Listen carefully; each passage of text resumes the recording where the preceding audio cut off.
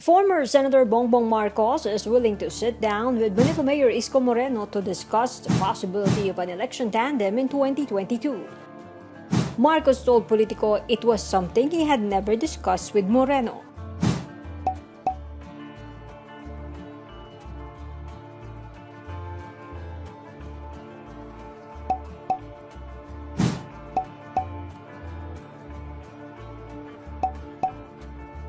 But he's not closing the door for the two of them to consider it.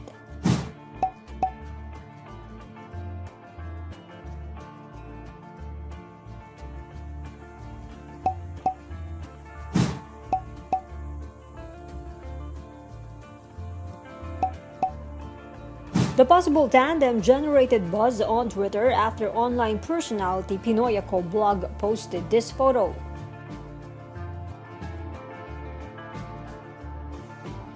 According to Marcos, they only had dinner.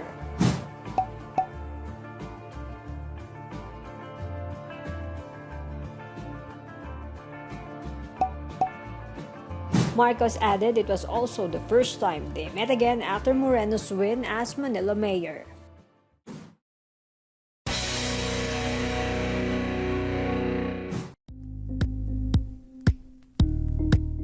Thank you for watching Politiko TV. Please like and subscribe to our channel for more videos.